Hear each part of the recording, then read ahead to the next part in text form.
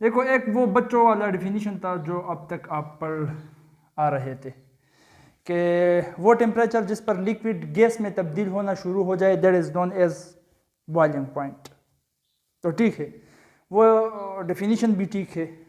वो definition was on the basis of observation, जो हमें दिखता है उस मुशाहिदे के बुनियाद पर वो डिफिनीशन हम करते थे कि इस टेम्परेचर पर हमें दिखता है, हम मुशाहिदा कर सकते हैं कि एक लिक्विड गैस में तब्दील हो जाता है। ठीक है, वो भी ठीक। अब थोड़े से बड़े हो गए हो, साइंसदान बनने वाले हो माशाल्लाह, तो अब थोड़ा सा इस डिफिनीशन, इस बॉइलिंग पॉइंट के तह, इसके ओशन के तह तक गोता लगाना पड़ेगा, इसके कंसेप्ट को क्लियर करना पड़ेगा कि बॉइलिंग पॉइंट, ये टेम्परेचर का पॉइंट जो है, इसमें होता क्या है असल में। तो इससे पहले हम वेपर प्रेशर इवापोरेशन को कंप्लीटली पढ़ चुके हैं और समझ चुके हैं। ठीक है, तो उसका समझना बिल्कुल लाजिम है इसके लिए।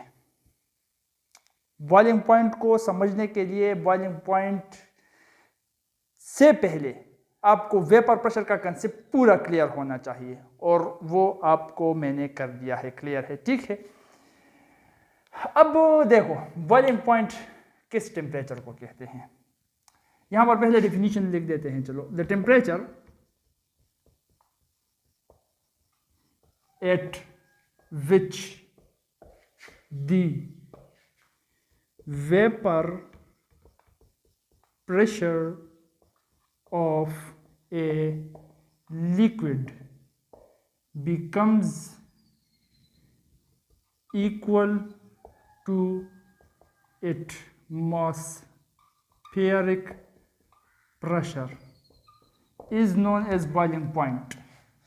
बॉइलिंग पॉइंट वो टेम्परेचर है जिस टेम्परेचर पर एक लिक्विड का वेपर प्रेशर हम जान चुके हैं। ठीक है, लिक्विड का वेपर प्रेशर वो बराबर हो जाए एटमॉस्फेरिक प्रेशर का। जब लिक्विड का वेपर प्रेशर एटमॉस्फेरिक प्रेशर के बराबर हो जाए तो उस टेम्परेचर को हम कहते हैं बॉइलिंग पॉइंट। क्योंकि जब भी किसी लिक्विड का वेपर प्रेशर बाहर, जो उस लिक्विड का बाहर एनवायरमेंट है, उस एटमॉस्फेरिक प्रेशर के बराबर हो जाए, इस लिक्विड का वेपर प्रेशर, उसका जो माहौल है, उस माहौल में जो एटमॉस्फेरिक प्रेशर है, उस एटमॉस्फेरिक प्रेशर के बराबर हो जाए, तो तब ये लिक्विड गैस में तब्दील होना शुरू हो जाता है। तो इसी टेम्परेचर को हम कहते हैं बॉइलिंग पॉइंट। फॉर एग्जांपल देखो, नॉर्मल यहां पर जो एटमॉस्फेरिक प्रेशर है यहां पर हमारे इर्द गिर्द, वो कितना है? 1 atm। ठीक है, 1 atm बोले तो 760 mmHg, 760 मिलीमीटर Hg, ये नॉर्मल एटमॉस्फेरिक प्रेशर है जो हमारे इर्द गिर्द इस वक्त मौजूद है। अब यहीं पर इस एटमॉस्फेयर में हम पानी को उबालना चाहे, बॉयल करना चाहते, ठीक है, एक गिलास पानी को मैंने ले लिया और मैं चाहता हूं कि इस एक गिलास पानी को मैं उबालूं, तो मैं इसके नीचे आग लगा दूंगा, इसको टेम्परेचर हीट प्रोवाइड कर दूंगा, इसका टेम्परेचर बढ़ा दूंगा। तो इससे पहले हम ये भी पढ़ चुके हैं कि vapour pressure is directly proportional to the temperature. इससे पहले वाले लेक्चर में हम क्लियर कर चुके हैं। ठीक है, vapour pressure is directly proportional to temperature. अगर टेम्परेचर बढ़ेगा तो वेपर प्रेशर बढ़ेगा। ठीक है, अब यहां पर जो ग्लास हम ले रहे हैं और उस ग्लास में पानी ले रहे हैं, इस पानी को उबालना हम चाहते हैं, तो इसके नीचे हम आग लगा लेते हैं, मतलब चूल्हे पर इसको रख देते हैं। ठीक है, अब यहां पर एक टेम्परेचर जो था ऑलरेडी वो 25 डिग्री सेंटीग्रेड था। फॉर एग्जाम्पल मान के चलो, ठीक है, 25 डिग्री सेंटीग्रेड रूम टेम्परेचर यहां पर मौजूद था। एटमॉस्फेरिक प्रेशर 760 mmHg था, यहां पर एटमॉस्फेयर का जो प्रेशर था। अब 25 डिग्री सेंटीग्रेड पर इस पानी का प्रेशर जो था, वेपर प्रेशर जो था, वो मान के चलो फॉर एग्जाम्पल 200 mmHg था। एग्जाम्पल, एज एन एग्जाम्पल कह रहा हूं, हकीकत में 25 पर क्या होता है वो मुझे पता नहीं, एज एन एग्जाम्पल कह रहा हूं। ठीक है, 25 डिग्री सेंटीग्रेड पर पानी का vapour pressure 200 mmHg, atmospheric pressure 760 mmHg है। नीचे मैंने लगा दिया आग, मतलब हीट प्रोवाइड कर रहा हूं। अब हीट प्रोवाइड करने से क्या होगा? टेम्परेचर बढ़ेगा। ठीक है, 25 से हो जाएगा 30 डिग्री सेंटीग्रेड, और हमको पता है कि टेम्परेचर अगर बढ़ जाए तो temperature is directly proportional to vapour pressure, तो वेपर प्रेशर भी बढ़ जाएगा। तो मान के चलो 30 डिग्री सेंटीग्रेड पर वेपर प्रेशर इसका हो गया 300 mmHg फॉर एग्जांपल। ठीक है, इस तरह मैं इसको बढ़ाते जाऊं, मैं पहुंच गया 80 डिग्री सेंटीग्रेड पर। 80 डिग्री सेंटीग्रेड पर जब पहुंच गया तो इसका वेपर प्रेशर पहुंच चुका था 650 mmHg फॉर एग्जांपल, यहां तक पहुंच गया था। ठीक है, अब टेम्परेचर को बढ़ाते बढ़ाते मैं 100 डिग्री सेंटीग्रेड तक पहुंच गया। तो जब 100 डिग्री सेंटीग्रेड तक पहुंच गया तो इसका वेपर प्रेशर पहुंच चुका था 760 mmHg तक। अब इस 100 डिग्री सेंटीग्रेड पर इस पानी का वेपर प्रेशर वो बिल्कुल इतना था जितना कि इसके इर्द गिर्द, इसके गिर्दो नवाह में एटमॉस्फेरिक प्रेशर जो था। इसका वेपर प्रेशर 760 mmHg जो कि बराबर है एटमॉस्फेरिक प्रेशर 760 mmHg के। तो इसका मतलब इस टेम्परेचर पर इसका वेपर प्रेशर एटमॉस्फेरिक प्रेशर के बराबर हो गया। अब एक्सपेरिमेंटली जब आप ऐसा ही करो तो ये पानी आपको दिखेगा कि इस टेम्परेचर पर जिस पर इसका वेपर प्रेशर एटमॉस्फेरिक प्रेशर के बराबर हो गया, ये गैस में तब्दील होना शुरू हो जाएगा, इससे स्टीम भाप रवाना हो जाएगा और इसी प्रोसेस को फिर हम कहते हैं बॉइलिंग। ठीक है, समझ में आ रहा है? तो बॉइलिंग पॉइंट का डिफिनीशन अब हम इस तरह से करते हैं कि द टेम्परेचर, वो टेम्परेचर जिस पर एक लिक्विड का वेपर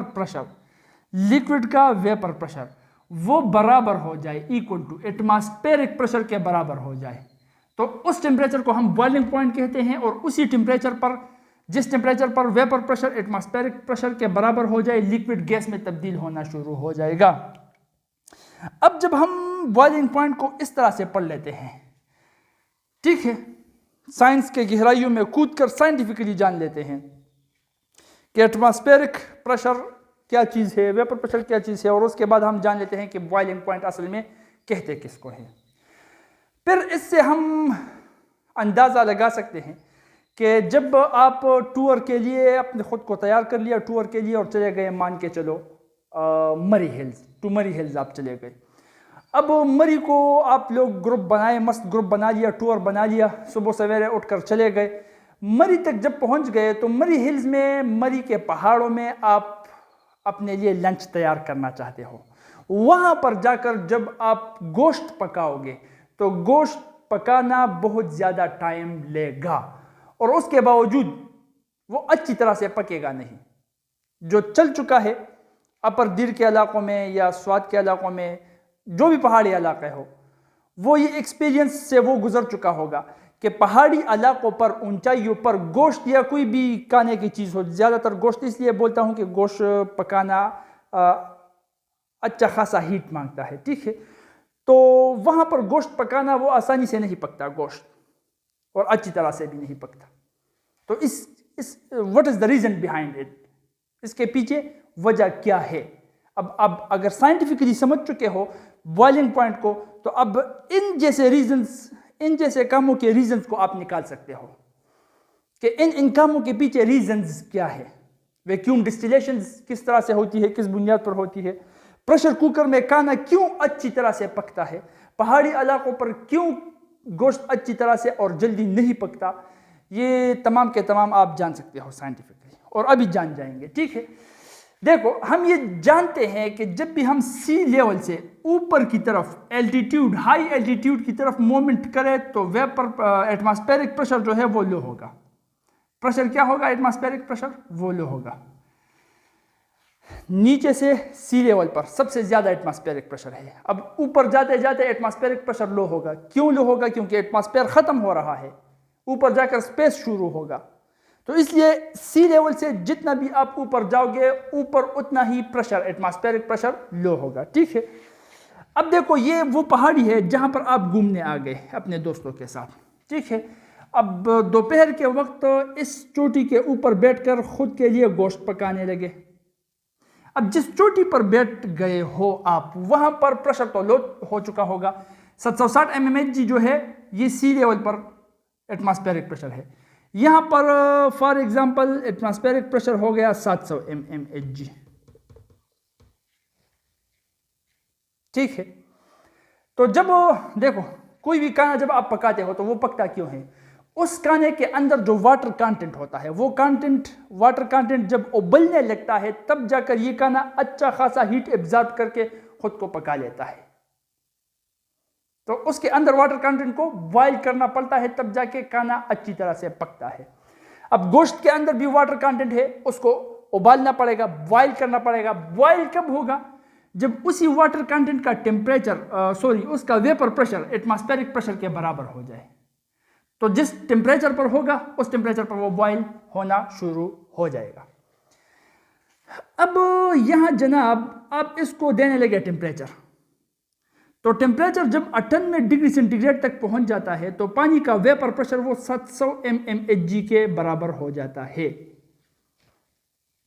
ठीक है, तो 98 डिग्री सेंटीग्रेड पर जो ही इसका वेपर प्रेशर 700 mmHg तक पहुंच जाता है तो वहां उसके साथ उसका एटमॉस्फेरिक प्रेशर भी 700 mmHg ही होता है, मतलब दोनों बराबर हो जाते हैं। इसलिए 98 डिग्री सेंटीग्रेड पर वाटर बॉयल होना शुरू हो जाता है। जबकि अगर सी लेवल पर हो, वहां पर एटमॉस्फेरिक प्रेशर 760 है, तो 760 तक वेपर प्रेशर आते आते टेम्परेचर 100 तक पहुंच चुका होता है। ठीक है, इसका मतलब यहां पर वाटर बॉयल हो रहा है 98 डिग्री सेंटीग्रेड पर, जबकि सी लेवल हमारे इस जमीन पर यहां पर वाटर 100 डिग्री सेंटीग्रेड पर बॉयल होगा। अब खुद बताओ हीट कहां पर ज्यादा होगा? 100 डिग्री सेंटीग्रेड पर हीट ज्यादा होगा या 98 डिग्री सेंटीग्रेड पर हीट ज्यादा होगा? 100 पर ज्यादा होगा। 98 डिग्री सेंटीग्रेड पर हीट कम होगा। इस कम हीट की वजह से यहां पर आप जो पका रहे हो वो अच्छी तरह से और जल्दी नहीं पक सकता। This is the reason behind it. ठीक है, प्रेशर कुकर को समझ लेते हैं। प्रेशर कुकर में अच्छी तरह से चीज क्यों पकते हैं? देखो, प्रेशर कुकर के अंदर जब हम कुछ डालते हैं तो प्रेशर कुकर तमाम साइड से सील होता है। प्रेशर कुकर देखा है ना, यहां पर बना लेता हूं। चलो, ये हुआ आपके घर का प्रेशर कुकर। ठीक है, जिसमें मस्त गोश्त पकाकर रोजाना आप खाते हो।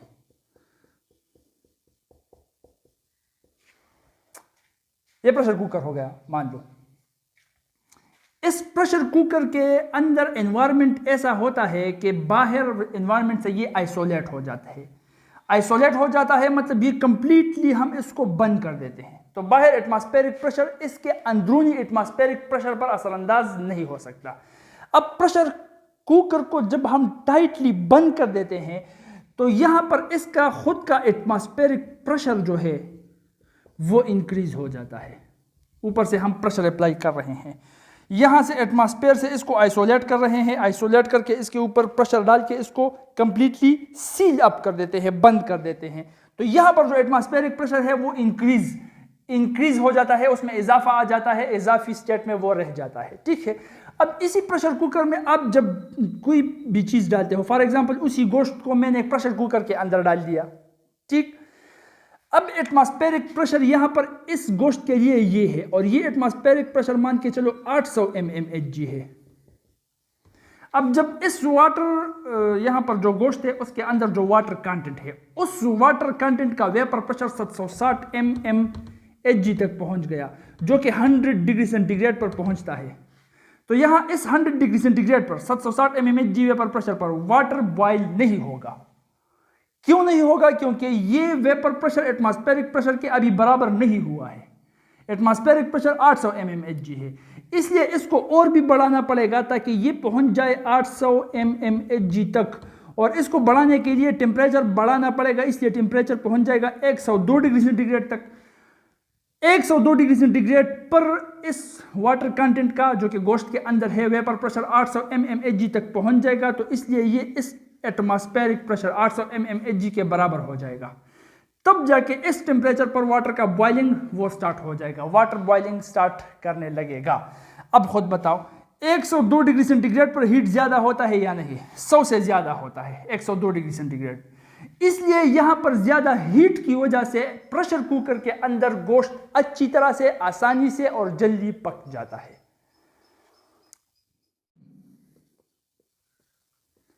डिस्टिलेशन, देखो इस प्रोसेस में हम क्या करते हैं, जल्दी से बोलो शाबाश। What is vacuum distillation? जब डिस्टिलेशन, ये डिस्टिलेशन डिस्टिलेशन रिड्यूस्ड प्रेशर पर हम कराते हैं उसको हम वैक्यूम डिस्टिलेशन कहते हैं। अब डिस्टिलेशन किसको कहते हैं? This is the process of separation. 10th पे पढ़ा था ना, जब रॉ पेट्रोलियम को हम ज़मीन से निकाल लेते हैं तो रॉ पेट्रोलियम के अंदर मुख्तलिफ कंपोनेंट्स होते हैं, जिस तरह कि हमारा ये गैसोलीन हो गया, नेचुरल गैस हो गया, रेजिडल जो आयर है, आयल है, रेजिडीज है, और ग्लाइसरीन वगैरह जो भी है, ठीक है, मुख्तलिफ कंपोनेंट उसके अंदर मौजूद है, कोलतार हो गया वगैरह। तो इन कंपोनेंट्स को पेट्रोलियम से हम किस तरह से सेपरेट करते थे? उसके नीचे आग लगाते। आग की वजह से वहाँ पर टेम्परेचर बढ़ता, तो जिस कंपोनेंट का जो बॉइलिंग पॉइंट होता उस बॉइलिंग पॉइंट पर वो बॉयल होके अपने राह पर निकल जाता और वहाँ पर हम उसको कलेक्ट कर देते। फॉर एग्जांपल यहाँ पर देखो, मेरे साथ है 3 कंपोनेंट्स एक ही मिक्सचर के अंदर, A plus B plus C। ये एक मिक्सचर के अंदर है, मैं तीनों को सेपरेट करना चाहता हूँ। गौर के साथ सुनो, ठीक है। अब A का बॉइलिंग पॉइंट 60 डिग्री सेंटीग्रेड है, B का बॉइलिंग पॉइंट 80 डिग्री सेंटीग्रेड है और C का बॉइलिंग पॉइंट 90 डिग्री सेंटीग्रेड है। तो मैं क्या करूंगा? सिंपली एक कंटेनर के अंदर इस A plus B plus C के मिक्सचर को डाल दूंगा और नीचे आग लगा दूंगा, टेम्परेचर बढ़ाऊंगा, हीट इसको प्रोवाइड करूंगा। तो टेम्परेचर बढ़ाने से टेम्परेचर आहिस्ता आहिस्ता बढ़ाएगा। जब 60 डिग्री सेंटीग्रेड पहुंच जाएगा तो ये A बॉयल हो जाएगा, बॉयल होकर ये बुखारात बनाएगा, बुखारात को मैं कैप्चर करूंगा और उसको अलग कंटेनर में बंद कर दूंगा। ये मेरा हो गया कंपोनेंट A। अभी B और C बॉयल नहीं हुए हैं, वो इस कंटेनर के अंदर ही रहेंगे क्योंकि उनके बॉइलिंग पॉइंट अभी पहुंचे ही नहीं है। अच्छा, टेम्परेचर अभी और भी बढ़ेगा, A तो चला गया यहाँ से, उड़ गया, टेम्परेचर और भी बढ़ेगा। जब टेम्परेचर 80 डिग्री सेंटीग्रेड तक पहुंच जाएगा तो B भी बॉयल हो जाएगा, B भी बॉयल होकर बुखारात बनाएगा। उसी बुखारात को कैप्चर करके एक अलग कंटेनर में बंद करके मैं उसको अलग कर दूंगा, सेपरेट कर दूंगा उसके बॉइलिंग पॉइंट पर। तो B भी सेपरेट हो गया 80 डिग्री सेंटीग्रेड पर, उड़ जाएगा। अभी C रह गया है, क्यों? क्योंकि C का बॉइलिंग पॉइंट अभी पहुंच ही नहीं गया है। तो C रह गया है तो C ऑलरेडी सेपरेट हो गया। और अगर इससे भी निकालना चाहते हो तो 90 डिग्री सेंटीग्रेड पर बॉयल करके इसको भी अलग कंटेनर में बंद कर दो ताकि जो भी यहाँ पर रेजिडीज हो, इम्प्योरिटीज हो, वो नीचे रह जाएंगे। तो वो 90 डिग्री सेंटीग्रेड पर ये बॉयल होकर अलग कंटेनर में बुखारात की शक्ल में बंद करके रिकंडेंस करके वापस C बना लोगे। तो इस तरह से A plus B A plus C वो अलग अलग कंटेनर में एक दूसरे से सेपरेट हो गए। इस तरह हम करते हैं डिस्टिलेशन, ठीक है, द प्रोसेस ऑफ सेपरेशन। अब यही डिस्टिलेशन अगर रिड्यूस्ड प्रेशर एनवायरनमेंट में हम करें, उस एनवायरनमेंट में जहां पर हमने प्रेशर, एटमॉस्फेरिक प्रेशर को लो कर दिया है, तो इसको हम कहेंगे वैक्यूम डिस्टिलेशन। अब ये हम क्यों करते हैं? ये बहुत काम की चीज है। क्यों काम की चीज है? देखो, एग्जाम्पल के साथ समझते हैं, ठीक है। एग्जाम्पल का ग्लाइसरीन का ले लेते हैं। ग्लाइसरीन, ये ग्लाइसरीन जब हम इसको, पेट्रोलियम में होता है, ठीक है, इसको जब हम सेपरेट करना चाहते हैं डिस्टिलेशन के थ्रू, तो इसका बॉइलिंग पॉइंट जो है वो 290 डिग्री सेंटीग्रेड है। बॉइलिंग पॉइंट क्या है? 290 डिग्री सेंटीग्रेड। अब मसला ये है कि ये ग्लाइसरीन 290 डिग्री सेंटीग्रेड पर डिकम्पोज भी हो जाता है। क्या हो जाता है? डिकम्पोज, टूट जाता है अपने कंपोनेंट्स में। इसके अंदर जो भी लिपिड्स है वो तितर बितर हो जाते हैं, इधर उधर चले जाते हैं, अपने अपने क्लासेस में सेपरेट हो जाते हैं, कंपोनेंट्स में ग्लाइसरीन तकसीम हो जाता है। अब जब डिस्टिलेशन के दौरान में 290 डिग्री सेंटीग्रेड तक इसको बॉयल कर लेता हूं, इतना वक्त इंतजार करके भी 290 डिग्री सेंटीग्रेड तक बमुश्किल टेम्परेचर पहुंचा लेता हूं। 290 डिग्री सेंटीग्रेड पर ग्लाइसरीन तो बॉयल हो जाएगा सेपरेट होने के लिए, लेकिन बॉयल होते ही वो डिकम्पोज भी हो जाएगा। तो ग्लाइसरीन तो रह नहीं गया मेरे साथ, तो फायदा मुझे क्या हुआ? इसका मतलब 290 डिग्री सेंटीग्रेड पर वो बॉयल भी होता है, डिकम्पोज भी होता है, तो इसका डिस्टिलेशन तो हो ही नहीं सकता। अब क्या करेंगे? अब जिन शातिर दिमागों ने बॉइलिंग पॉइंट को अच्छी तरह से समझा है, उसको इसका हल मालूम होगा। कैसे? देखो, वो अपना दिमाग इस्तेमाल करके कहेगा कि हम वेपर प्रेशर को रिड्यूस कर लेंगे, एटमॉस्फेरिक प्रेशर को रिड्यूस कर लेंगे। 290 डिग्री सेंटीग्रेड पर यह तब बॉयल हो रहा था जब एटमॉस्फेरिक प्रेशर 760 mmHg था। हम कर लेते हैं इस 760 mmHg को 50 mmHg तकरीबन वैक्यूम क्रिएट कर लेते हैं। वैक्यूम 760 mmHg को रिड्यूस कर करके वैक्यूम पंप के जरिए रिड्यूस कर करके एटमॉस्फेरिक प्रेशर, ग्लाइसरीन के गर्द नवाह में जो प्रेशर है एटमॉस्फेरिक प्रेशर, उसको 50 mmHg तक ले आते हैं। अब क्या हो जाएगा, हमको पता है कि वेपर प्रेशर जब एटमॉस्फेरिक प्रेशर के बराबर हो जाए तब बॉइल होना एक लिक्विड शुरू हो जाता है। अब वेपर प्रेशर 210 डिग्री सेंटीग्रेड पर ही टेम्परेचर पहुंच के वेपर प्रेशर इस 50 mmHg तक पहुंच जाएगा। तो वेपर प्रेशर 50 mmHg तक पहुंच गया, जो कि एटमॉस्फेरिक प्रेशर भी है, तो इसलिए इसी टेम्परेचर 210 डिग्री सेंटीग्रेड पर ग्लाइसरीन बॉयल होना शुरू हो जाएगा। अब 210 डिग्री सेंटीग्रेड पर ग्लाइसरीन बॉयल तो होना शुरू हो गया, लेकिन डिकम्पोज नहीं होगा। क्यों? क्योंकि इसका डिकम्पोजिशन 290 डिग्री सेंटीग्रेड पर होता है, ना कि 210 डिग्री सेंटीग्रेड। ठीक है, अब अच्छी तरह से बैठकर हाथ मलकर मैं उसको देखूंगा, इंतजार करूंगा। 210 डिग्री सेंटीग्रेड तक जब टेम्परेचर पहुंच जाएगा, ग्लाइसरीन बॉयल होकर अलग हो जाएगा, मैं उछलकर उसको पकड़ लूंगा। वो डिकम्पोज नहीं हो चुका होगा, उसको रिकंडेंस करके ग्लाइसरीन वापस से बना लूंगा, बोतल में पैक करूंगा और बेच दूंगा आपको 50 रुपए पे एक बोतल। बात समझ में आ रही है? तो ये कुछ एप्लीकेशंस है जो कि बॉइलिंग पॉइंट से हम ले सकते हैं। इस तरह के और भी एप्लीकेशंस है, ये आपके सिलेबस के अंदर मौजूद थे, इसलिए आपको पढ़ाया। वक्त मिला इंशाल्लाह और भी एप्लीकेशंस आपको पढ़ाएंगे। बॉइलिंग पॉइंट को अगर हम समझ चुके हैं अच्छी तरह से, तो रियल लाइफ में इसके बहुत से एप्लीकेशंस है जो हम ले सकते हैं। बात समझ में आ